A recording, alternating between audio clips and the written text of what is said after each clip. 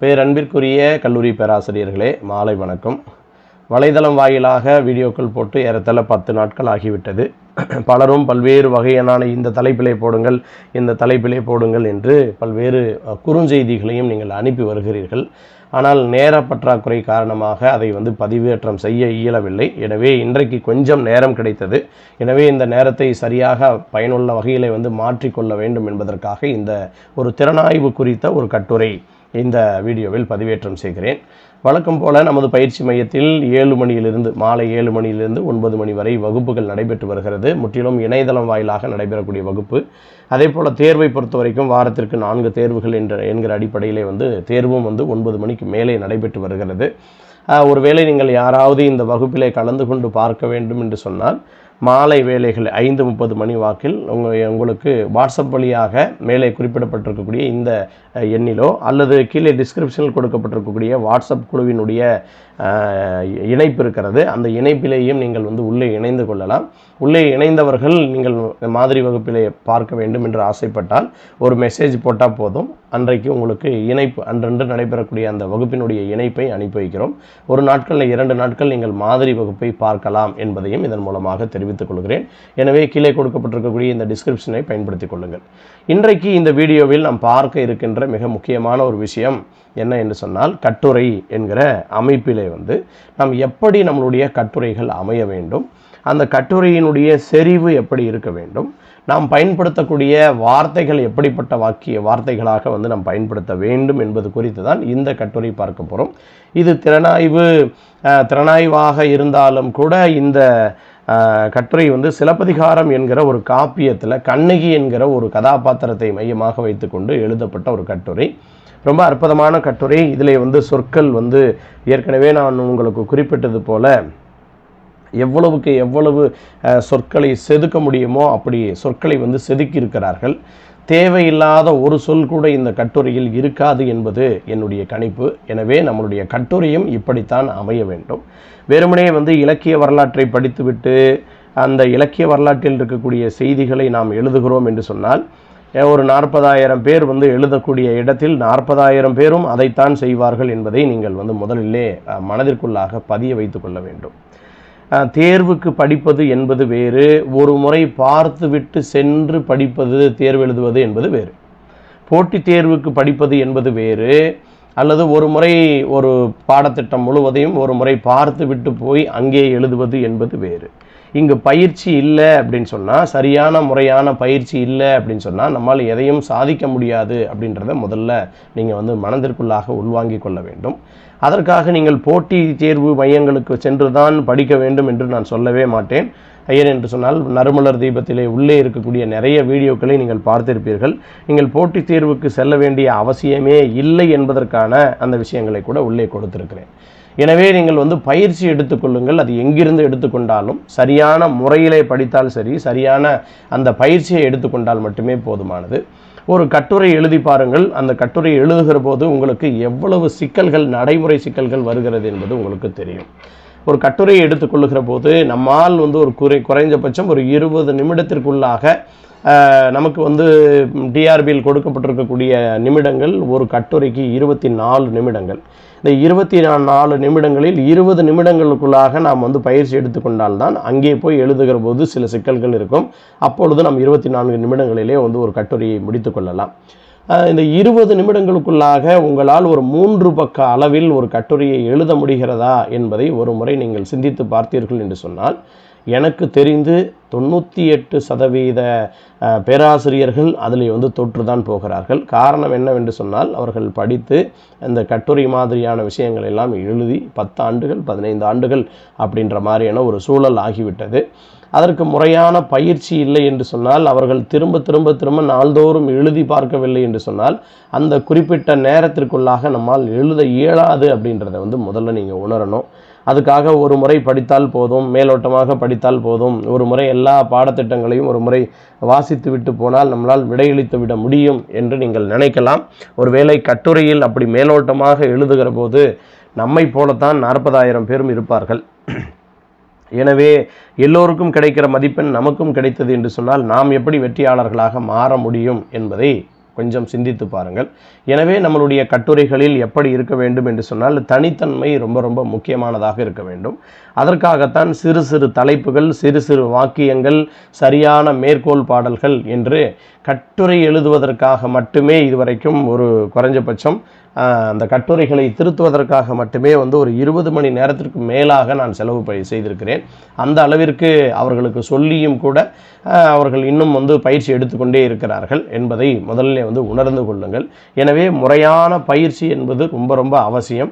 இந்த இடத்திற்கு பாடத்திற்கு வாருங்கள். இதில் திறனாய்வு குறித்த கண்ணகி குறித்த ஒரு திறனாய்வு கட்டுரை இந்த கட்டுரையினுடைய முன்னுரை எப்படி இருக்கிறது, இந்த கட்டுரையினுடைய இடையிடையே பொருள்களை எப்படி சொல்லி இருக்கிறார்கள் என்பது, எப்படிப்பட்ட மேற்கோள் பாடல்களை காட்டியிருக்கிறார்கள். இந்த அமைப்பை நீங்கள் பார்க்கிற போதே உங்களுக்கு தெரிந்திருக்கும் இது எவ்வளவு தரமான ஒரு கட்டுரை என்பது. கண்ணகி அப்படின்னு ஆரம்பித்து இவள் காவிய தலைவி, மாநாய்க்கனின் ஒரே மகள், இவ்வளவு சிறிய சிறிய வாக்கியங்களை பாருங்கள். கண்ணகி இவள் காவிய தலைவி, மாநாய்க்கனின் ஒரே மகள், ஈகை வான் கொடி அன்னாள் என்று ஒரு ஒற்றை மேற்கோளை பயன்படுத்தியிருக்கிறார்.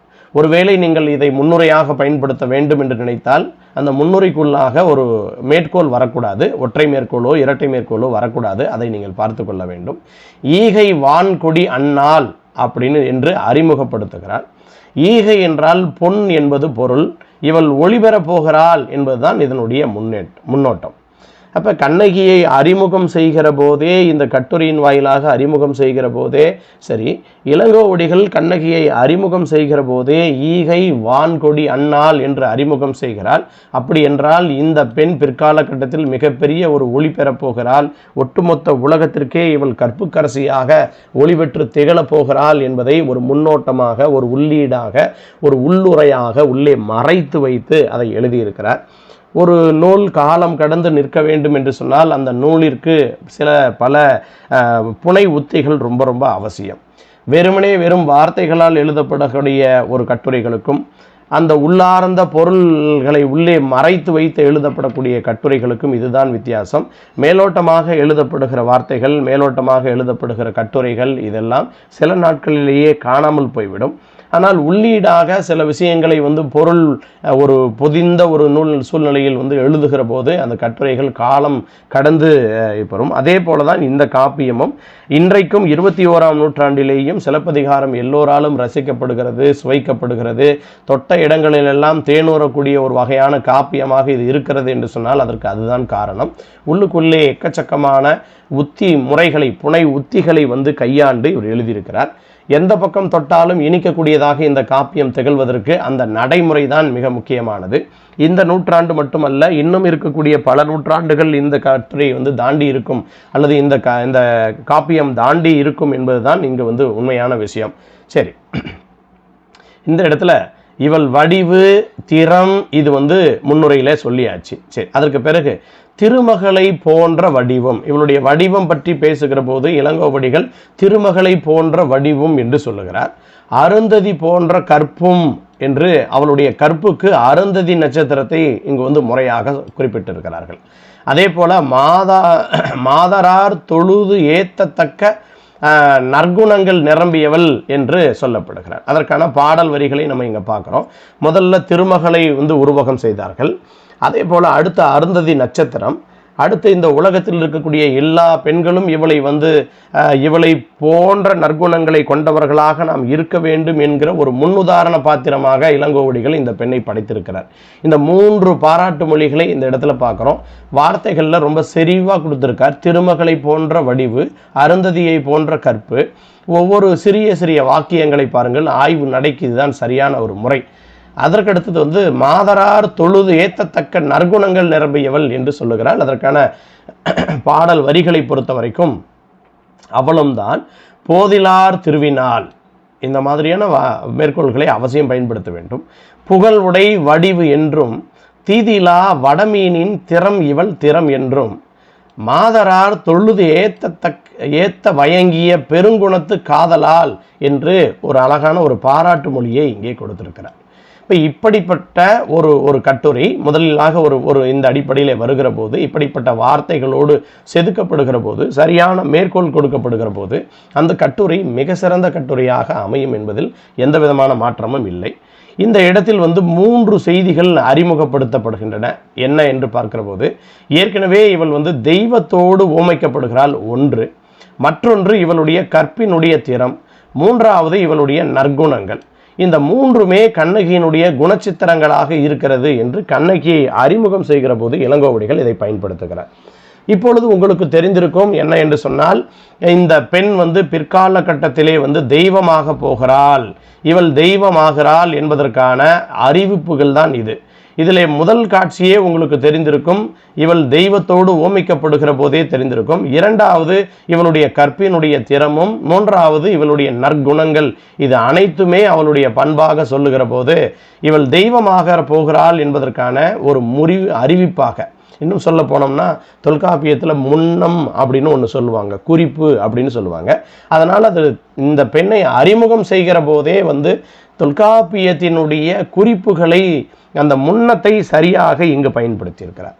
ஒரு கேள்வி நீங்கள் யூஜிசியில் பார்த்துருப்பீங்க, இதற்கு முந்தைய கேள்விகளில் தொல்காப்பியத்தினுடைய அந்த இலக்கணங்கள் பிற்கால இலக்கியங்களில் எங்கனம் வெளிப்படுகிறது என்பது ஒரு கேள்வி. அப்படி பார்க்கிற போது தொல்காப்பியர் குறிப்பிட்டு விட்டு சென்ற அந்த இலக்கணங்கள் பிற்கால இலக்கியங்களில் எங்கனம் வெளிப்பட்டிருக்கிறது என்பதை அறிவிக்க வேண்டும் என்று சொன்னால் இதற்கு உள்ளாக ஒரு முன்னம் என்கிற ஒரு குறிப்பு இருக்கிறது. பிற்கால கட்டத்திலே நாற்கவிராச நம்பியும் இந்த முன்னம் என்பதை ஒழிபியலில் கொண்டு போய் தனியாக கொடுத்திருப்பார். இப்படி நீங்கள் சரியாக கணித்து வாசித்தீர்கள் என்று சொன்னால் உங்களுக்கு அது மிக எளிதான ஒரு விஷயமாக போய்விடும். அதெல்லாம் இல்லாமல் மொத்தமாக ஒரு ஏதோ ஒரு 10 இலக்கிய வரலாறுகளை மட்டும் படித்தீர்கள் என்று சொன்னால் அது காலம் கடந்து நிற்காது என்பதை நினைவிலே வைத்துக் கொள்ளுங்கள். இப்பொழுது அடுத்து வேட்டுவ வரியில் சாலினி என்கிற ஒரு கதாபாத்திரத்தை இந்த பெண்ணை புகழ்வதற்காகவே அவர் படைத்திருக்கிறார். இவர்கள் இந்த நிலத்தை, பாலை நிலத்தை கடந்து போகிற போது அந்த சாலினி என்கிற ஒரு கதாபாத்திரத்தை அறிமுகம் செய்து, இந்த பொதுவாகவே பாலை நிலத்தின் வழியாக யார் பயணம் செய்தாலும் அங்கே இருக்கக்கூடிய ஆறலை கல்வர்கள் அவர்களுடைய ஒட்டுமொத்த பொருளையும் கொள்ளையடிப்பது தான் வழக்கம். ஆனால் வழக்கத்திற்கு மாறாக இந்த பெண் தெய்வம் ஏற பெற்றவளாய் இந்த கோவலனையும், இந்த கோவலனை விட இந்த பெண்மணி என்று சொல்லக்கூடிய கண்ணகியை பாராட்டுகிற போது உலகிற்கு ஓங்கிய திருமாமணி என்ற ஒரு தொடரில் இவள் தெய்வம் என்று என்பதை சுட்டி காட்டுகிறார். ஆக மொத்தம் எந்த இடங்களில் அறிமுகப்படுத்தக்கூடியதாக இருந்தாலும் சரி, நீங்கள் இவர் கோவலன் முதலாக அந்த பெண்ணை கண்ணகியை அறிமுகம் செய்கிற இடங்களிலும் சரி, அதற்கு பிறகு நம்மளுடைய இளங்கோவடிகள் முறையாக அறிவிக்கிற இடமாக இருந்தாலும் சரி, இந்த சாலினி என்கிற பெண் அறிவிக்கக்கூடிய இடமாக இருந்தாலும் சரி, பிற்கால கட்டத்தில் மலைவளம் காண செல்லுகிற இந்த குறப்பெண்கள், இங்கே இருக்கக்கூடிய மலைவாழ் மக்கள் சொல்லுகிற இடமாக இருந்தாலும் சரி, அதே போல் சேரன் செங்குட்டுவனுடைய மனைவி சொல்லக்கூடிய இடமாக இருந்தாலும் சரி, தேவந்தி சொல்லக்கூடிய இடம், மாதிரி சொல்லக்கூடிய இடம், அதே போல் இப்படி நம் கவுந்தியடிகள் சொல்லக்கூடிய இடம் என்று அனைத்து இடங்களிலேயும் கண்ணகி குறித்த பாத்திரம் வரும்போதெல்லாம் அந்த பெண்ணிற்கு மிக உயர்வான ஒரு அந்தஸ்தை கொடுத்தே அவர்கள் பேசியிருக்கிறார்கள் என்பதை இந்த கட்டுரையின் மூலமாக உங்களுக்கு எளிமையாக புரியும். கற்புடை தெய்வம் யாம் கண்டிலமால் என்று கூற காண்கிறோம். யாரு? கவுந்தியடிகள் கற்புடை தெய்வம் என்று இந்த பெண்ணை அறிமுகம் செய்கிறார். யாரிடம் அறிமுகம் செய்கிற போது இப்படி வர்ணிக்கிறார் என்று சொன்னால், மாதிரி அப்படின்னு சொல்லக்கூடிய இந்த ஆயர் குலத்தை சார்ந்த ஒரு பெண். ஒரு பொருளை அடையாளம் பெறுவதற்குரிய தகுதிகள் என்ன, அடையாளமாக கொடுக்கப்படுகிற அந்த பொருளை எப்படி பாதுகாக்க வேண்டும் என்று கவுந்தியடிகள் மாதிரியை கூப்பிட்டு அறிமுகம் செய்கிற போது இந்த பெண்ணை எப்படி அறிமுகம் செய்கிறாள் என்று சொன்னால், கற்புடை தெய்வம், கற்புடை தெய்வம் யாம் கண்டிலமால், இப்படிப்பட்ட ஒரு கற்போடு சிறந்து விளங்கக்கூடிய ஒரு பெண்ணை இதுவரைக்கும் நான் காணவில்லை. அப்படிப்பட்ட ஒரு பெரிய ஒரு பொருளை, அதாவது பெறுவதற்கரிய ஒரு பொருளை உன்னிடம் நான் ஒப்படைக்கிறேன், இவர்களை சரியாக பார்த்து கொள்ளுங்கள் என்று மாதிரியிடம் அடைக்கலப்படுத்துகிற போது இப்படி சொல்லுகிறார். இப்போ இந்த இடத்திலேயும் கற்புடை தெய்வம் என்கிற ஒரு சொல்லை அருமையாக கையாண்டு இருக்கிறார். அதற்கு பிறகு இவள் தெய்வம் ஆவதற்கு வேண்டிய தகுதிகள் இவளிடம் உள்ளது என்பதை காட்டுகிறார். இளங்கோவடிகள் முதலாக அறிமுகம் செய்கிற போதும் சரி, கவுந்தேடிகள் என்கிற பாத்திரத்தின் வாயிலாக இந்த இளங்கோவடிகள் இந்த பெண்ணை அறிமுகம் செய்கிற போதும் சரி, சாலினி என்கிற பெண்ணினுடைய பாத்திரம் மூலமாக அறிமுகம் செய்கிற போதும் சரி, இந்த பெண்ணை எப்படி பாராட்டியிருக்கிறார் என்பதை பாருங்கள். அடுத்ததாக தொழுனை ஆற்றினுள் தூமணி வண்ணனை விழுமம் தீர்த்த விளக்குகொள். இவளை பார்க்கிற போது எப்படி இருக்கிறது என்று சொன்னால், இது மாதிரி ஓமிக்கக்கூடிய ஒரு காட்சி. இந்த பெண் அருமையாக சமைக்கிறாள், சமைத்து தன்னுடைய கணவனுக்கு பரிமாறுகிறாள். அந்த இடத்திலே இவர்கள் இருவரும் ஒற்றுமையோடு இருப்பதை பார்த்த அந்த ஆயர்குல பெண்களிடம் இவர்கள் பேசுகிற இடம் இந்த இடம். தொழுனை ஆற்றினுள் தூமணி வண்ணனை, இது யார் என்று சொன்னால் மணிவண்ணன். மணிவண்ணன் என்று சொன்னால் இந்த இடத்துல நப்பின்னையோடு அவள் எப்படி மணிவண்ணன் என்று சொல்லக்கூடிய திருமால் காட்சி தந்தார்களோ அப்படி இவர்கள் இருவரும் இருக்கிறார்கள் என்று நப்பின்னையோடு இந்த பெண் உருவகிக்கப்படுகிறாள் என்பதை பார்க்கிறோம், ஓமைக்கப்படுகிறாள் என்பதை பார்க்கிறோம். அந்த நப்பின்னையும் தேவதை, அதாவது திருமாலினுடைய அன்பிற்குரியவள் என்கிற இந்த இடத்தை சுட்டி காட்டுகிறார். அப்ப அவளும் தெய்வம் ஒரு வகையான ஒரு தெய்வ காட்சி தான். அதற்கு பிறகு குன்றக்குறவர்கள் வேலனை வழிபட்டவர்களாக அவர்கள் வருகிறார்கள். இவளை எப்படி பார்க்கிறார்கள் என்று சொன்னால், அவர்கள் மலைவாழ் மக்கள் என்பதால் அப்படியே சுற்றி பார்க்க வருகிற போது இவளை இவளும் கோவலனும் வானுலகத்திற்கு செல்லுகிற இந்த காட்சியை கண்டுவிட்டு இப்படி ஒரு காட்சியை கண்டோம் என்று அவர்கள் சொல்லுகிற போது, இவள் போலும் நம் குலக்கோர் இருந்தெய்வம் இல்லை என்று ஒரு வார்த்தை, இங்கேயும் இருந்தெய்வம் இல்லை என்கிற ஒரு வார்த்தையை பயன்படுத்தியிருக்கிறார். மதுரையில் கண்ணகி ஆற்றாது அழுகிறாள். அவளை கண்டு மதுரை மக்கள் இவளை புதிய தெய்வம் என்று கூறுவதை பார்க்கிறோம். எப்படி? செம்பொர் சிலம்பு ஒன்று கையேந்தி நம் பொருட்டால் வம்ப பெருந்தெய்வம், இந்த வார்த்தையை பாருங்கள், வம்ப பெருந்தெய்வம் வந்தது இதுவென்கொள் என்று பாடியிருக்கிறார். அப்போ பார்க்கிற இடங்களிலெல்லாம் இந்த பெண்ணை தெய்வம், பெருந்தெய்வம், சிறு தெய்வம், தெய்வம், புதிய தெய்வம் என்று பல்வேறு வகையிலே அறிமுகம் செய்திருக்கிறார்கள். இந்த இடத்திலே தான் நாம் மிக முக்கியமாக ஒன்றை கவனிக்க வேண்டும். கண்ணகியை புதிய தெய்வம் என்று பாராட்டியது யார் என்பதை மனதிற்குள்ளாக வைத்துக் கொள்ள வேண்டும். ஏனென்று சொன்னால், இது ஒரு மதிப்பெண் வினாக்களில் இது போன்ற கேள்விகள் கேட்பதற்கு நிறைய வாய்ப்புகள் இருக்கிறது. அதே போல வம்ப பெருந்தெய்வம் வந்தது இவள் என் கொள் என்று சொல்ல, வம்ப பெருந்தெய்வம் என்று சொன்னால் வம்ப என்கிற ஒரு சொல் உங்களுக்கு தெரியும், புதிய என்று அர்த்தம். நீங்கள் அகப்பொருள் இலக்கணத்திற்கு சென்றீர்கள் என்று சொன்னால் வம்பப்பரத்தை என்று ஒரு சொல்லை கையாளுவார்கள். வம்பப்பரத்தை என்று சொன்னால் என்ன அர்த்தம் என்று சொன்னால், தொழிலுக்கு புதிதாக வந்தவள், பரத்தையர் தொழிலுக்கு புதிதாக வந்தவளை வம்பப்பரத்தி என்று சொல்வார்கள். அப்படி பார்க்கிறது இந்த இடத்துல வம்ப என்கிற சொல் புதிய தெய்வம் ஒன்று இந்த மதுரைக்கு வந்திருக்கிறது, அதுவும் கையில் ஒற்றை கையிலே ஒரு சிலம்பை ஏந்தி கொண்டு வந்திருக்கிறது என்று இதை பாராட்டுகிற போது உங்களுக்கு தெரிந்திருக்கும் இந்த பெண்ணை தெய்வ நிலைக்கு உயர்த்தி பேசியிருக்கிறார்கள் என்று. இப்படி இதற்கு முன்னால் இருந்தவர்கள் பாருங்க, இருந்தெய்வம் இல்லை என்கிற ஒரு சொல்லும், அதற்கு முன்னால் தொழுனை ஆற்றினுள் தூமணி வண்ணனை விழுமம் தீர்த்த விளக்குகொள், இவளை விளக்காக வைத்து பாராட்டக்கூடியவர்கள் யாரு? அதற்கு முன்பாக கற்புடை தெய்வம் யாம் கண்டிலமால் என்று பாராட்டி பேசியது யாரு? உலகிற்கு ஓங்கிய திருமாமணி என்று ஒரு பாராட்டினை தெரிவித்தல் யாரு? அதற்கு பிறகு திருவினால் வடிவு இவள் வடிவு என்று இவளை அறிமுகம் செய்கிற போது எப்படி இளங்கோவடிகள் அறிமுகம் செய்திருக்கிறார் அப்படின்னு பார்த்தோம். தீதிலா வடமீனின் திறம் இவள் திறம் என்று அறிமுகப்படுத்திய இடம். இப்படி இந்த இடங்களை எல்லாம் ஒரு மதிப்பெண்களில் இவர்கள் யார் வெளிப்படுத்துகிறார்கள், யார் பேசுகிறார்கள், எப்படிப்பட்ட சொற்களை கையாளுகிறார்கள் என்பதையெல்லாம் ரொம்ப கவனத்தோடு பார்த்து கொள்ள வேண்டும். ஏனென்று சொன்னால் சிலப்பதிகாரத்தை பொறுத்த வரைக்கும் இதுவரைக்கும் ஏராளமான கேள்விகள் கேட்டிருக்கிறார்கள். அதனால் கேட்பதற்கு கேள்விகள் நூற்றுக்கணக்கான கேள்விகள் ஏற்கனவே வந்துவிட்டது என்கிற காரணத்தினால் இனி நிச்சயமாக உள்ளுக்குள்ளே போய் தான் கேள்விகளை எடுப்பார்கள். அதனால் நம்ம ரொம்ப எச்சரிக்கையாக இருக்க வேண்டும். சரி, தொழுனை ஆற்றினுள் தூமணி இது பார்த்துட்டோம், நப்பினை பார்த்துட்டோம். அதற்கு பிறகு பார்த்தோம்னா, மதுரையில் கண்ணகி ஆற்றாது அழுகின்றாள். அவளை கண்டு மதுரை மக்கள் இவளை புதிய தெய்வம் என்று சொன்னார்கள் அல்லவா? அதற்கு பிறகு சேரன் செங்குட்டுவனுடைய மனைவி அவள்தான் இந்த கண்ணகியை மிக சிறப்பாக புரிந்து கொண்டவள். அந்த இடத்திலே சேரன் செங்குட்டுவன் தன்னுடைய மனைவியிடம் ஒரு கேள்வி கேட்பார். அது காப்பியத்திலே வரும், இந்த கட்டுரையில் அது குறிப்பிடவில்லை. ஒரு கேள்வி வரும், அறக்கற்பு மரக்கற்பு என்று 2 வகையான கற்பினை இளங்கோவடிகள் சுட்டி காட்டுகிறார். அதாவது தன்னுடைய கணவன் தவறான தீர்ப்பு சொல்லிவிட்ட காரணத்தினால் வடக்கிருந்து அதே இடத்திலேயே மூர்ச்சை இழுத்து விட்டு பாண்டிய மன்னன் உயிர் விட்டு விட்டான்.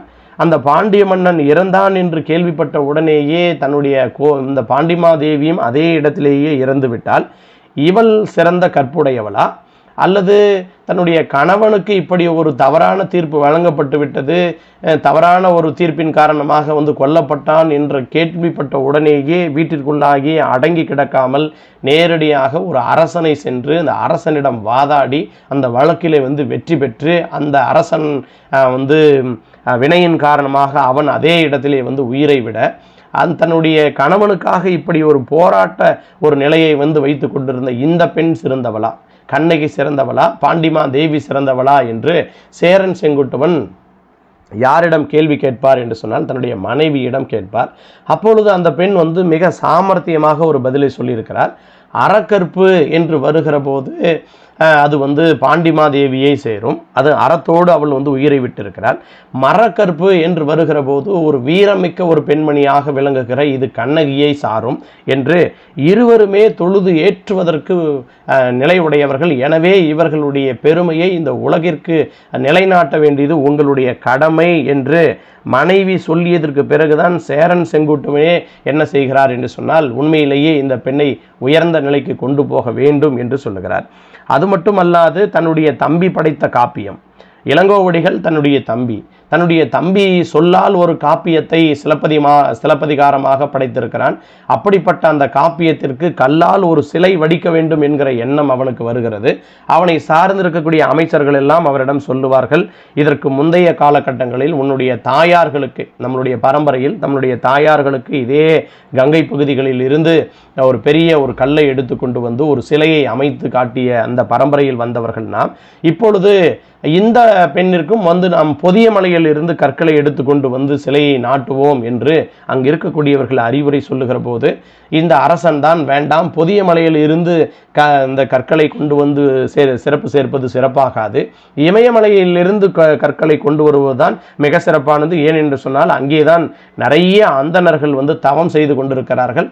அப்படிப்பட்ட தவம் செய்து கொண்டிருக்கக்கூடிய இடத்திலிருந்து கற்களை கொண்டு நாம் இந்த பெண்ணிற்கு ஒரு சிலை எடுத்தால்தான், கல்வடித்தால்தான் அது மிக பெருமையாக இருக்கும் என்று சேரன் செங்குட்டுவன் முடிவு செய்து அமைச்சர்களிடம் பேசுகிற போது அமைச்சர்கள் குறிப்பிடுகிறார்கள் கனக விசையர்களை பற்றி. சரி, இது காப்பியத்தினுடைய செய்தி, நாம் அதற்குள்ளாக போக வேண்டாம், நேரம் கடந்துவிடும். இந்த இடத்திற்கு வருகிற போது இங்க கவனிச்சு பார்த்தீங்க அப்படின்னாக்க இந்த சேரன் செங்குட்டுவனுடைய மனைவி அத்திரம் நிற்க நம் அகல்நாடு அடைந்த இப்பத்தினி கடவுளை பரசல் வேண்டும் என்று சேரன் செங்குட்டுவனுடைய மனைவி சொல்லுகிறார்கள். இந்த இப்பத்தினி கடவுளை பரசல் வேண்டும் என்று சொன்னால் பரசல் என்கிற சொல் வாழ்த்தல் வேண்டும், வாழ்த்துதல் வேண்டும் என்று அர்த்தம். அப்ப இந்த சேரமாதேவி தான் மாதரார் தொழுதேத்தும் நிலையை இங்கு காண முடிகிறது. அப்ப இவள் தான் என்ன செய்றா அப்படின்னு சொன்னா ஒரு சிறப்பான ஒரு இடத்தை எடுத்து கொடுக்குறா. அதன் மூலமாகத்தான் கண்ணகி கற்புடை தெய்வம் என்று அடிகள் சொன்னது இந்த இடத்துக்கு உங்களுக்கு நினைவுக்கு போகும். அந்த அடிப்படையில் அவளுக்கு கோயில் அமைக்கப்படுகிறது. உண்மையிலேயே உலகிற்கு ஓங்கிய திருமாமணி ஆகிறாள். சாலினியினுடைய அந்த வாக்கு இவள் உலகிற்கு ஓங்கிய திருமாமணி அப்படின்னு சொல்றான். அந்த வார்த்தை இந்த இடத்துல நனவாகிறது. அதற்கு பிறகு அவளுடைய கற்பினுடைய திறம் எப்படிப்பட்டது அப்படின்னு பார்க்கணும். இப்போ வடமீனின் திறம் இவள் திறம் என்று மாதரார் தொழுது ஏற்றுகின்றனர். மணமேடையில் கண்ணகி தீவலம் செய்விக்க போது கோவலனும் அவளும் வருகிற போது ஒரு வர்ணனை வருகிறது. அங்கே சாலி ஒரு மீன் தகையால் என்று ஒரு தொடர் இருக்கிறது, இளங்கோவடிகள் பயன்படுத்துகிறார். அப்போ ஒரு மீனினுடைய இடத்திற்கு இவளை உயர்த்தி பேசுகிறார்கள். பிறகு இந்த அருந்ததி என்கிற நட்சத்திரத்தினுடைய ஒரு நிலைக்கு இந்த பெண்ணை உயர்த்தி பேசுகிறார்கள். மீண்டும் அதே செய்தியை இங்கு பார்க்கிற போது அங்கன் உலகில் அருந்ததி அன்னாளை மங்கள நல்மலி ஏற்றினர் என்று இந்த திருமண மேடையிலேயே இந்த பெண்ணை அருந்ததி நட்சத்திரத்தோடு உயர்த்தி பேசியிருப்பது இங்கு நோக்கத்தக்கது.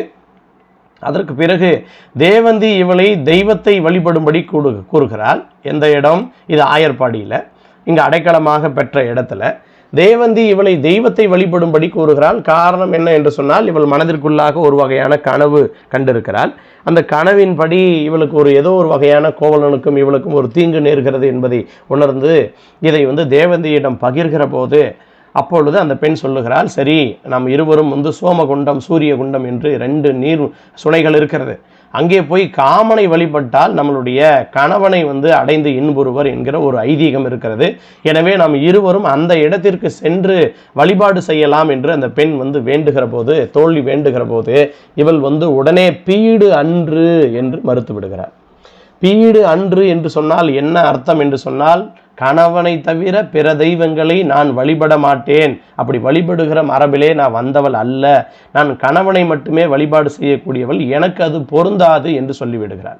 அப்போ மற்ற பெண்களிடமிருந்து கண்ணகி எப்படி தனித்து தெரிகிறாள் என்பதை இந்த இடத்தில் நம்மளால் உணர முடியும்.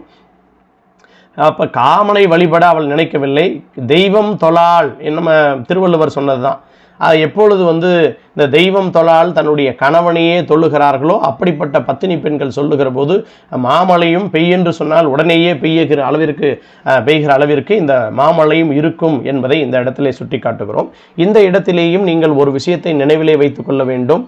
திருக்குறளினுடைய தாக்கம் இந்த சிலப்பதிகாரத்தில் பல இடங்களில் வருகிறது. அதிலே இதுவும் ஒன்று. நாளைக்கே உங்களிடம் ஒரு கேள்வி கேட்கிற போது, திருக்குறளினுடைய தாக்கம் சிலப்பதிகாரத்தில் இடம்பெறும் விதத்தினை விவரிக்க என்று ஒரு கேள்வி வருகிறது என்று சொன்னால், அதற்கு சரியான ஒரு எடுத்துக்காட்டை இந்த இடத்திலே கொடுத்திருக்கிறோம்.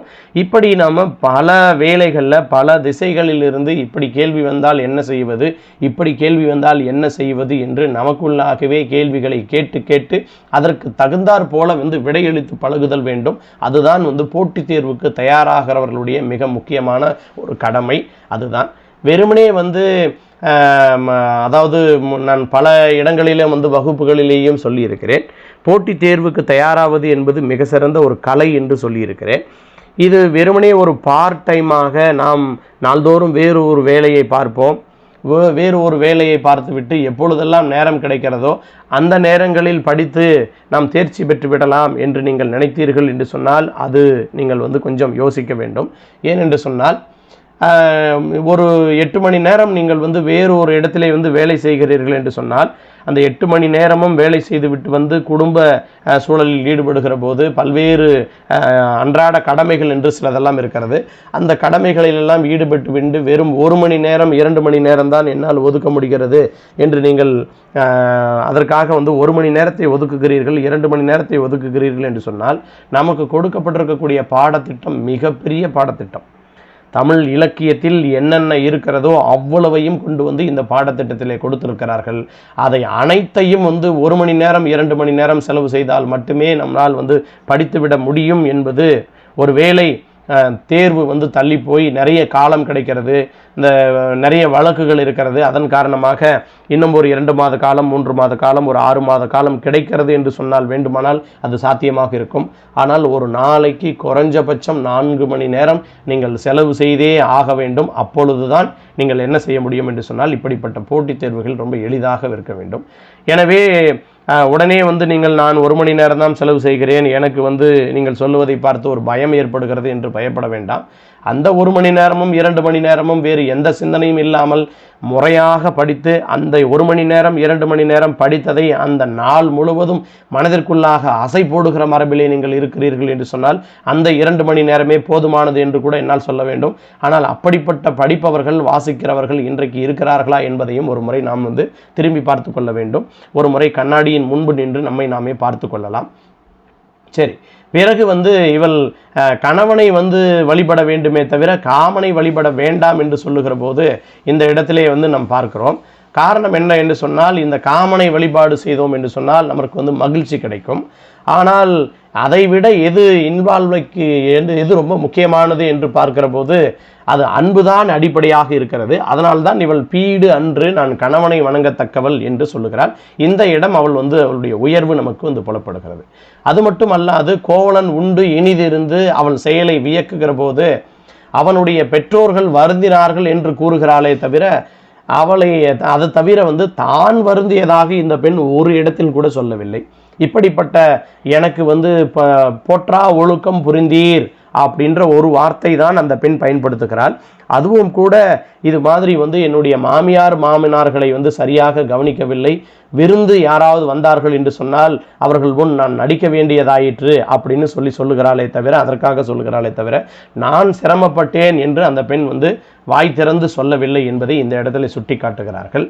அதனால அவன் செயல் அவள் மனதில் எந்த சலனமும் ஏற்படுத்தவில்லை, அவனை அவள் வெறுக்கவே இல்லை. அடுத்து யாவதும் மாற்றா வாழ்க்கையேன், எப்படி வந்தாலும் அதை நான் ஏற்றுக்கொள்வேன் என்கிற அந்த அடிப்படையில் தான் இந்த பெண் ஒரு கற்புடை தெய்வமாக காட்டப்படுகிறாள். சரி, சோழ நாட்டு கற்புடை பெண்டிரினுடைய பொற்புறு செயல்களை கூறி தன்னை ஒரு பத்தினி என்று தன் வாயாலேயே இவள் வெளிப்படுத்துகிற இடம் இது மதுரை காண்டத்தில் வரக்கூடிய இடம். இந்த கோப்பெருந்தேவி கீழே தன்னுடைய கணவனோடே இறந்து போன அந்த இடத்தில் பாண்டிய மன்னன் இறந்து போன அந்த இடத்திலே அவள் நின்று கொண்டு நான் எப்படிப்பட்ட பரம்பரையில் வந்தேன் தெரியுமா என்று ஒரு மிகப்பெரிய ஒரு பட்டியலை வாசிக்கிறாள். இந்த பட்டியல் என்பது அந்த சோழ மன்ன பரம்பரையை வாழ்த்துவது மட்டுமல்லாது அவள் அப்படிப்பட்ட குலத்திலே நான் பிறந்திருக்கிறேன் என்பதை விவரித்து காட்டுவதற்கான ஒரு இடம் இந்த இடம். இன்னும் சொல்ல போனோம் என்று சொன்னால் அவள் காட்டுகிற அந்த கற்பிற்குரிய அந்த 7 பெண்கள் மிக மிக முக்கியமான பெண்கள். அதிலே முடிந்தவரை இந்த இடத்துல நினைவு வந்தவரை உங்களுக்கு சொல்லுகிறேன். ஒரு காலகட்டத்திலே பார்க்கிற போது எந்த இடம் என்று பார்த்தோம் என்று சொன்னால், ஒரு இடத்திலே பார்க்கிற போது ஒரு வன்னி மரத்தினுடைய அடியிலே ஒரு வழிப்போக்கன் ஒரு பெண்ணோடு அவன் கொண்டிருக்கிற அந்த காலகட்டத்திலே அந்த வழியாக வந்தவன் இறந்து போய் விடுவான். அப்போ அந்த பெண் இப்படிப்பட்ட ஒரு சூழ்நிலையில் இவன் இறந்து போய்விட்டானே என்று அவனுக்காக வருந்துவாள். பிறகு அங்கே இருக்கக்கூடிய தெய்வம் என்ன செய்யும் என்று சொன்னால், இந்த பெண்ணினுடைய இந்த வருத்தத்தை கண்டு அந்த இறந்து போனவனை உயிரோடு கொண்டு அவர்கள் இருவருக்கும் திருமணம் செய்து வைக்கிற ஒரு சூழலை பார்க்கிறோம்.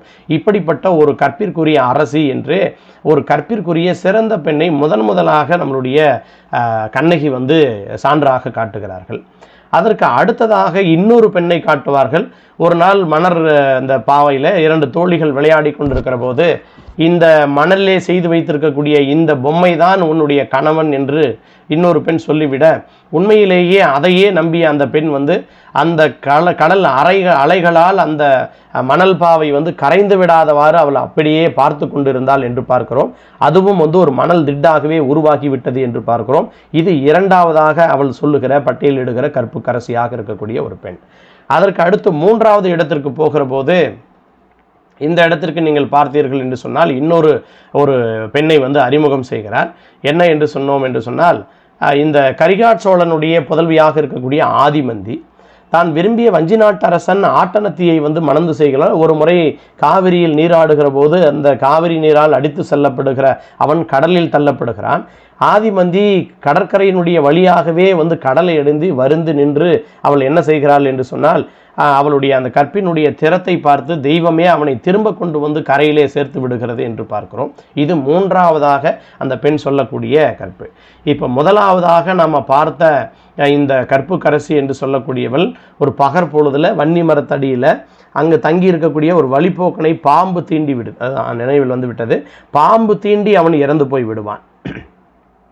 அவனோடு வந்த கன்னியொருத்தி அழுது புலம்ப, அதற்கு பிறகுதான் இறைவனுடைய அருளால் அவன் பிழைத்து எழுந்தான் என்று பார்க்கிறோம். அந்த வன்னி மரத்தையே சாட்சியாக வைத்து அவர்கள் திருமணம் செய்து கொள்ளுகிறார்கள். இந்த காட்சி கூட உங்களுக்கு திருவிளையாடல் புராணத்திலே ஒரு அழகா 64வது திருவிளையாடலாக ஏற்கனவே சொல்லப்பட்டிருக்கும். அதையும் நீங்கள் பார்த்திருப்பீர்கள். அடுத்து 2வதாக சொல்லப்பட்ட இந்த பெண் என்று சொல்லக்கூடியவள் இந்த மண்ணுருவத்தையே கணவனாக நினைத்து அவள் அப்படியே அதை அங்கேயே இருந்து கொண்டிருந்தாள் அப்படின்றது. 3வதாக இந்த ஆதிமந்தி கடல் வழியாக கரை வழியாக ஓடி கடலிலே சென்று சேர்ந்த தன்னுடைய கணவனை தன்னுடைய கற்பின் திறம் காரணமாக தூய்மையான அன்பு காரணமாக திரும்ப பெற்றுக்கொண்டு வந்தவள் என்பதை பார்க்கிறோம். 4வதாக ஒரு பெண்ணை அறிமுகம் செய்கிறாள். அதிலே ஒரு கடற்கரை சோலையிலே இந்த பெண் ஒரு கல்லூருவாகவே நிற்கிறாள். கடல் வழியாக கணவன் சென்று அவன் திரும்பி வருகிற வரைக்கும் கல்லாகவே இருந்து அதற்கு பிறகு மீண்டும் என்ன செய்கிறாள் என்று சொன்னால் பெண்ணினுடைய உருவத்தை அடைகிறாள். அப்படிப்பட்ட ஒரு கற்புக்கரசியாக அவள் இருக்கிறாள். அதற்கு அடுத்ததாக 5வதாக ஒரு கற்புக்கரசியை அறிமுகம் செய்கிற போது ஒரு மாற்றாள் குழந்தையை பார்த்து கொள்ள வேண்டிய ஒரு சூழல் வருகிறது ஒரு தோழிக்கு. அப்பொழுது மாற்றால் விட்டு சென்ற அந்த குழந்தை வந்து கிணற்றிலே தவறி விழுந்து இறந்து போய் விடுகிறது. அப்பொழுது அவளுக்கு உள்ளுக்குள்ள ஒரு நினைவு வருகிறது, தன்னுடைய குழந்தை உயிரோடு இருக்கிறது, அவளுடைய குழந்தை வந்து இறந்து போய் விட்டது.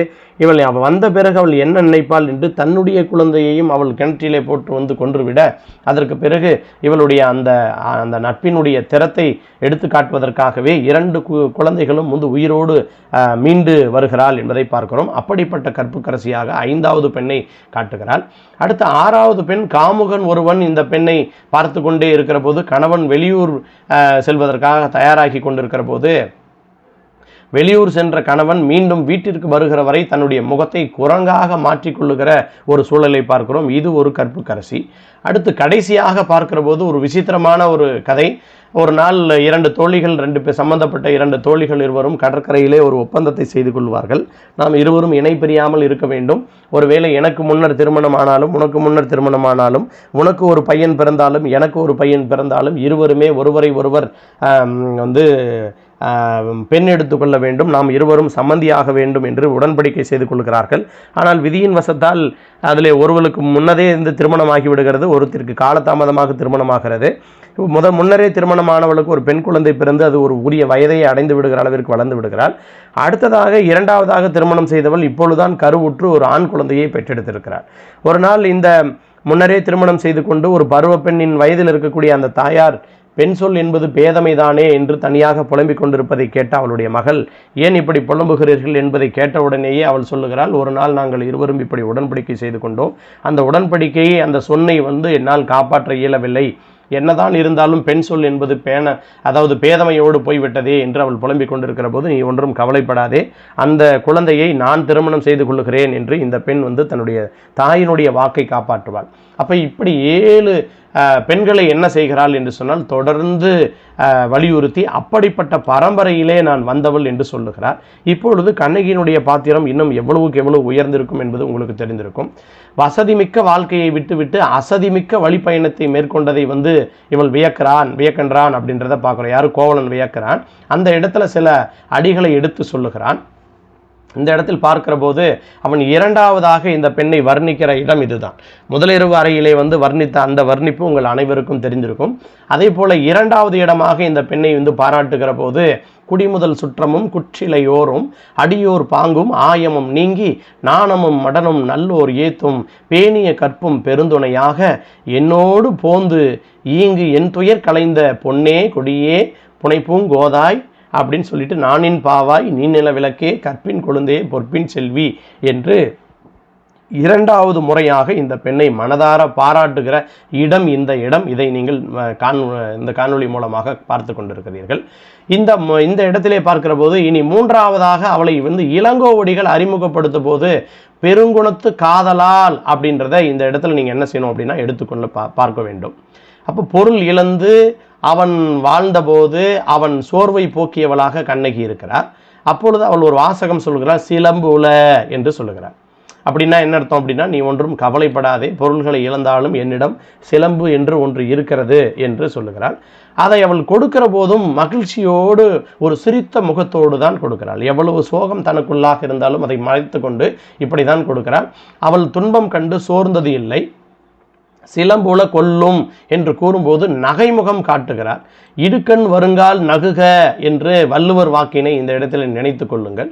அப்ப அதனை ஏற்று நகையாடி ஏற்கக்கூடிய இயல்பு இவளிடம் வந்து காணப்படுகிறதுன்னு பார்க்குறோம். பாருங்க, நலங்கேள் முறுவல் நகைமுகம் காட்டி சிலம்புல கொல்லும் என்று இது ஒரு அற்புதமான ஒரு சான்று. அதற்கு பிறகு வீட்டை விட்டு வெளியேறுகிறாள். நடந்து வழியிலே வந்து களைப்படைகிறாள். அப்பொழுது கூட இன்னும் எவ்வளவு தூரம் போக வேண்டும் என்று அவள் கேட்கிற போது கூட அவளிடம் சோர்வு இல்லாமலேயே ஒரு சிரித்த ஒரு முகத்தோடு தான் கேட்கிறார். அதற்கான சான்றுகளை பாருங்கள். நறும்பல் கூந்தல் குறும்பல உயிர்த்து முதிரா கிளவியின் முள் எயிறு இளங்க, அருமையான அப்படி பல் தெரிகிற மாதிரி ஒரு புன்முறுவலோடு கேட்கிறார். மதுரை மூதூர் யாது, இன்னும் எவ்வளவு தூரம் போக வேண்டும், அது எங்கே இருக்கிறது என்று கேட்கிறார். அப்போ எப்பொழுதுமே இந்த பெண் தனக்குள்ளாக இருக்கக்கூடிய சோகங்களை அவள் வந்து வெளியே காட்டவே இல்லை. இந்த கணவனுக்கு வந்து ஒரு நகைமுகம் காட்டக்கூடியவளாகவே இருக்கிறாள் என்பதை பார்க்கிறோம். எந்த பெண்ணும் செய்ய முடியாத புரட்சி செய்தவளாக இவள் இருக்கிறாள். அதனால்தான் இளங்கோவடிகள் இந்த பெண்ணை வீர பத்தினி என்று குறிப்பிட்டு சொல்லுகிறார். கற்பு என்பது வெறுமனே இளம்பூர்ணர் சொல்லுகிற மாதிரியோ இவர் நச்சினார்க்கணியர் சொல்லுகிற மாதிரியோ அடக்கம் மட்டும் அன்று சீற்றம் கொண்டது என்பதை இந்த பெண்ணின் வாயிலாக இளங்கோவடிகள் மிக சிறப்பாக காட்டுகிறார். தொல்காப்பியத்தை இதையும் ஒப்பிட்டு பார்த்து கொள்ளுங்கள். எனவே இவள் தெய்வ கற்பு உடையவள் என்பதும் பெருங்குணத்து காதலால் என்பதும் பல்வேறு நற்குண நற்செயல்களால் இவளுடைய நற்செயல்களால் நம்மளால் அறிய முடிகிறது. அது மட்டும் அல்லாது இந்த இடத்துல காவியத்தில் கண்ணகி பெறக்கூடிய சிறப்பு அப்படின்றது மிக சிறப்பு. அவளை சுற்றி 3 நாடுகளினுடைய சிறப்புகள் பின்னப்பட்டிருக்கிறது என்பதை சேரன் செங்குட்டுவன் ஏற்கனவே முன்னரே அறிவிந்திருப்பார். குறிப்பாக இறுதி பகுதிகளே இந்த அம்மானை பாடல்கள் மூலமாக இந்த 3 நாட்டு மன்னர்களையும் அந்த பெண்கள் பாராட்டுவார்கள். முறையாக 3 நாட்டு தெய்வங்களையும் அவர்கள் பாராட்டுவார்கள், புகழ்ந்து ஏற்றுவார்கள். அந்த இடத்திலே அவள் இருந்திருக்கிறார். சோழ நாட்டிலே பிறந்தவள், பூம்புகார் என்று சொல்லக்கூடிய இந்த இடத்திலே பிறந்தவள் தொழிலுக்காக கணவனுடைய ஊழ்வினை காரணமாக மதுரையை நோக்கி பயணம் செய்து மதுரையிலே தன்னுடைய கணவனை பறிகொடுத்து, அதுவும் அந்த இடத்திலே ஒரு இடம் வரும், அதாவது வரும்போது கிழக்கு புறமாக நாங்கள் என்னுடைய கணவனோடு வந்தேன், ஆனால் இப்பொழுது மேற்கு புறமாக இந்த நகரை விட்டு நான் வெளியேறுகிற போது நான் மட்டும் தனியாக நிற்கிறேன் என்று அந்த பெண் சொல்வது மிக சிறப்பாக இருக்கும். சோழனுடைய ஆட்சி சிறப்பையும் பாண்டியனுடைய அந்த தீர் திறத்தையும் சேரன் செங்குட்டுவனுடைய வீர செயல்களையும் வெளிப்படுத்துவதற்கு கண்ணகி காரணமாக இருக்கிறாள் என்று அறிவிக்கிறான். யாரு? சேரன் செங்குட்டுவன். அந்த இடத்துல தென்தமிழ் பாவை செய்தவ கொழுந்து ஒரு மாமணியாய் உலகிற்கு ஓங்கிய திருமாமணி என்று இந்த பாலைவனத்திலே ஷாலினி சொன்னது இந்த இடத்துல மிக முற்றிலுமாக பொருந்தக்கூடியதாக இருக்கும். அப்படி பார்த்தொழுது ஏத்தும் பத்தினி என்று கடைசியாக சேரன் செங்குட்டுவன் யாரை குறிப்பிடுகிறான் என்று சொன்னால் கண்ணகியை குறிப்பிடுகிறான். கண்ணகியினுடைய சிலை திறப்பு விழாவிற்கு வந்திருந்த மாளுவ வேந்தர்கள் தொடங்கி அதற்கு பிறகு இந்த பக்கம் இருக்கக்கூடிய 2ஆம் கயவாகு மன்னன், இந்த நூல் மிக சிறந்த ஒரு பெயரை பெறுவதற்கு காரணமாக இருந்த இந்த 2ஆம் கயவாகு மன்னன் என்று சொல்லக்கூடியவன் அவன் பாராட்டுகிறான். இவனைப் போலவே பக்கத்தில் அக்கம் பக்கத்தில் இருக்கக்கூடிய மற்றவர்களெல்லாம் இவர்களை பாராட்டுகிறார்கள் என்பதை மையமாக வைத்து கொண்டு பார்க்கிற போது இந்த பெண்ணினுடைய அதி அற்புதமான ஒரு காதல் என்பதும் அதி அற்புதமான கற்பினுடைய திறம் என்ன என்பதும் நமக்கு விளங்கும். பொதுவாகவே ஒரு காப்பியத்தை படைக்கிற போது பொதுவாகவே கதாநாயகனுக்கு அதிகமான முக்கியத்துவத்தை கொடுப்பது நாம் பார்த்திருப்போம். ஆனால் இந்த காப்பியத்தில் கதாநாயகிக்கு ஒரு மிக சிறந்த ஒரு முக்கியத்துவத்தை கொடுத்து, அதுவும் அந்த பெண்ணினுடைய கால் சிலம்பையே ஒரு பாடுபொருளாக மையப்பொருளாக காப்பியத்தினுடைய மையத்திலே இவள் எடுத்திருப்பது மிக சிறப்பான ஒரு நிலையை காட்டுகிறது. எனவே இந்த மாதிரி 3 நாடுகள், 3 மன்னர்கள், 3 முக்கிய கதாபாத்திரங்கள், மதுரைக்கு போகக்கூடிய வழிகள் 3 வகையான கனவுகள், 2 வகையான கடிதங்கள் என்று இந்த காப்பியத்திலே தொட்ட இடங்களிலெல்லாம் மிகப்பெரிய அளவிற்கு பாராட்ட பெறுகிற வகையிலே இந்த காப்பியங்கள் இருக்கிறது என்பதை நினைத்து கொள்ளுங்கள். இதன் மூலமாக இந்த நீங்கள் பார்வையில் கண்டு கொண்டிருக்கக்கூடிய இந்த கட்டுரையினுடைய வார்த்தைகளை கொஞ்சம் கொஞ்சமாக வாசித்து பார்த்தீர்கள் என்று சொன்னால் இதிலே தேவையில்லாத சொற்கள் எங்கேயும் இருக்காது. ஒரு கட்டுரைக்கு எது மிக முக்கிய தேவை என்று சொன்னால் அந்த கட்டுரையில் தேவையில்லாத சொற்கள் இருக்கக்கூடாது. நான் ஏற்கனவே உங்களுக்கு குறிப்பிட்டது தான், கூறியது கூறல் தான். ஒரு கவிதை என்பது எப்படி இருக்க வேண்டும் என்று சொன்னால் அந்த கவிதைக்கு உள்ளாக இனிமேலும் ஒரு சொல்லை எடுத்துவிட்டால் இந்த கவிதை உயிர் வாழாது என்கிற நிலை எப்பொழுது ஏற்படுகிறதோ அப்பொழுதுதான் அது மிக சிறந்த கவிதை என்று அறிமுகம் செய்வார்கள். அதுபோல ஒரு கட்டுரை என்பதும் எப்படி இருக்க வேண்டும் என்று சொன்னால் தேவையில்லாத ஒற்று சதைகள் இருக்கவே கூடாது. ஏற்கனவே நான் சாரை பாம்பை உங்களுக்கு உருவகம் காட்டி வகுப்பறையிலே சொல்லியிருக்கிறேன். எனவே தேவையில்லாத சொற்கள் இல்லாமல் பார்த்து கொள்ள வேண்டும். கட்டுரை என்பது இப்படி சரியான ஒரு முன்னுரையோ அது முகப்புரையோ நீங்கள் முன்னுரை என்று போட்டாலும் சரி அல்லது போடவில்லை என்று சொன்னாலும் சரி அது சரியான அடிப்படையில் இருக்க வேண்டும். வார்த்தைகள் இப்படித்தான் இருக்க வேண்டும், சரியான எடுத்துக்காட்டுகள் இருக்க வேண்டும், குறிப்பிட்ட நேரத்திற்குள்ளாக எழுதி முடிக்கக்கூடியதாக இருக்க வேண்டும். குறிப்பாக அவர்கள் மதிப்பெண்கள் என்பது இன்றைக்கு இருக்கக்கூடிய போட்டியை பொறுத்த வரைக்கும் 10 மதிப்பெண்களுக்கு நீங்கள் கட்டாயமாக இந்த போட்டியில் வெற்றி பெற வேண்டும் என்று சொன்னால் 8 மதிப்பெண்களுக்கு மேலே பெறக்கூடியவர்களால் மட்டும்தான் அந்த இடத்திற்கு போட்டிக்குள்ளாகவே நுழைய வேண்டும். எனவே ஒவ்வொரு முறை நீங்கள் தேர்வு எழுதுகிற போதும் என்ன மனதிலே நிற்க வேண்டும் என்று சொன்னால் நம்மளுடைய விடைத்தால் இந்த 8 மதிப்பெண்களுக்கு மேலே பெறுவதற்குரிய சாத்தியக்கூறுகள் என்னென்ன, அதற்காக நாம் என்னென்ன மாதிரியான அந்த வழிமுறைகளை கற்றுக்கொள்ள வேண்டும், எப்படி பயிற்சி எடுக்க வேண்டும் என்பதையெல்லாம் மனதிற்குள்ளாக நிறுத்தி வைத்து கொண்டு கட்டுரைகளை எழுதி பாருங்கள். நான் ஆரம்ப கால முன்னுரையில் சொன்னதை முடிவுரையில் பின்னுகிறேன். முன்னுரையிலே சொல்லுகிற போது கட்டுரை எழுதுவதற்கு இருக்கக்கூடிய சிக்கல்கள் என்னென்ன, இன்றைக்கு அன்றாடம் நம்முடைய மக்கள் என்ன மாதிரியான பிரச்சனைகளை எதிர்கொள்கிறார்கள், ஏன் இவ்வளவு காலம் தொட்டு இந்த கட்டுரை எழுத வேண்டிய ஒரு சூழல் வருகிற காரணத்தினால் ஒரு பக்கம் எழுதுவதற்குள்ளாகவே கை வலிக்கிறது, அல்லது சரியான மேற்கோள் பாடல்களை எழுத இயலவில்லை, நிறைய அடித்தல் திருத்தல் வருகிறது, சரியான தலைப்பை போடுவதற்கே பெரிய தயக்கமாக இருக்கிறது, மேற்கோள் பாடல்கள் மனதிற்குள்ளாக நிற்கவில்லை என்று பலரும் பல வகையான பிரச்சனைகளை சொல்லுவதை நான் கேட்டிருக்கிறேன். எனவே அது அனைத்திற்கும் ஒரே ஒரு வழிமுறை தான் இருக்கிறது, ஒன்றே ஒன்று தான், பயிற்சி தான், மிக சிறந்த பயிற்சி தான். நாள்தோறும் ஒரு கட்டுரைகளை எழுதுங்கள், நாள்தோறும் ஒரு பகுதியை பாருங்கள். பார்க்கிற இடங்களிலெல்லாம் இது எப்படி கேள்வி வரும், இதற்கு முந்தைய ஆண்டுகளில் எப்படி கேட்கப்பட்டது, இப்பொழுது இந்த கேள்வி இனி வரக்கூடிய காலகட்டங்களில் எப்படி வரலாம் என்று யூகம் செய்து படிக்கிற ஆற்றலை வளர்த்து கொண்டீர்கள் என்று சொன்னால் உங்களை ஒருபோதும் யாராலும் அசைக்க முடியாது. நான் ஏற்கனவே குறிப்பிட்டதை போல அந்த ஜெனரல் வேக்கன்சி என்று சொல்லக்கூடிய அந்த இடத்திற்கு போய் நீங்கள் அமர்வது உறுதியாகிவிடும் என்பதை இந்த இடத்திலே சொல்லிக்கொண்டு இந்த காணொளியை இவ்வளவு நேரம் பொறுமையாக பார்த்து கொண்டிருந்த உங்கள் அனைவருக்கும் நன்றி சொல்லி விடைபெறுகிறேன். மீண்டும் வேறு ஒரு கட்டுரை அல்லது ஒரு மதிப்பெண்கள் வினாக்கள் அல்லது இந்த அடிப்படையிலே சந்திப்போம். நன்றி, வணக்கம்.